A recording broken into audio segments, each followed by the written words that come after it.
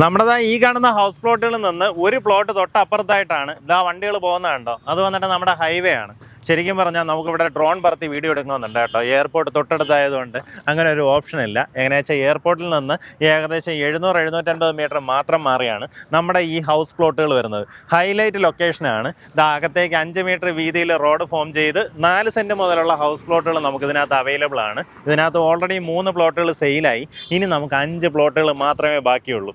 Property locate ചെയ്തിട്ടുള്ളത് തിരുവനന്തപുരം ചാക്ക ജംഗ്ഷനൊക്കെ സമീപത്തായിട്ടാണ്. പ്രോപ്പർട്ടിയിലേക്കുള്ള access വരുമ്പോൾ ചാക്ക ജംഗ്ഷനിൽ നിന്ന് നമ്മുടെ എയർപോർട്ട് റോഡ് ഇങ്ങനെ ജസ്റ്റ് കയറുമ്പോൾ ഒരു മേൽപ്പാലമുണ്ട്. ആ മേൽപ്പാലത്തിന് തൊട്ട് മുന്നേ വലത്തോട്ട് കാണുന്ന വഴിയെ 700 മീറ്റർ വന്നു കഴിഞ്ഞാൽ റൈറ്റ് സൈഡിലായിട്ട് ഇതാ ഇതുപോലെ ഗ്രാൻഡായിട്ടുള്ള ബോർഡൊക്കെ വെച്ച നമ്മുടെ ഈ ഹൈലൈറ്റ് പ്രോപ്പർട്ടീസ് കാണാൻ സാധിക്കും. ഇതിൻ്റെ മുൻവശത്ത് നമുക്കിനിയിപ്പോൾ ടൂറിസമായിട്ട് ബന്ധപ്പെട്ട ഒരു ബോട്ടിംഗ് ഒക്കെ വിഭാവനം ചെയ്തിട്ടുണ്ട് കേട്ടോ. മോസ്റ്റ്ലി അതെല്ലാം ഓണാവും.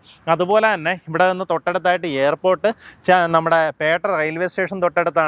അതുപോലെ തന്നെ KSRTCയുടെ പുതിയൊരു ടെർമിനൽ നമുക്ക് ഈ ഭാഗത്തായിട്ട് പറഞ്ഞിട്ടുണ്ട്.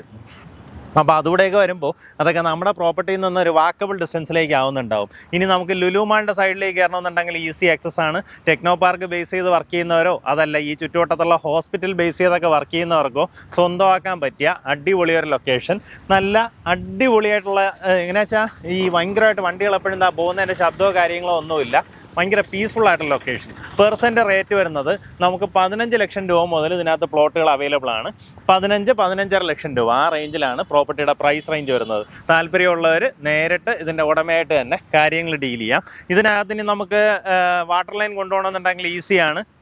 കാരണം നമ്മൾ ഇതിൻ്റെ 2 എൻഡിലും വന്നിട്ട് ഇതുപോലെ ഇൻ്റർലോക്കാണ് ചെയ്തിട്ടുള്ളത് കേട്ടോ. എങ്ങനെയാ വെച്ചാൽ അതുവഴി വാട്ടർ ലൈനോ എന്തെങ്കിലും കറണ്ട് കണക്ഷനോ UG കേബിളോ എന്തെങ്കിലും ചെയ്യണമെന്നുണ്ടെങ്കിൽ ഒരു രീതിയിലുള്ള ബുദ്ധിമുട്ടുമില്ല.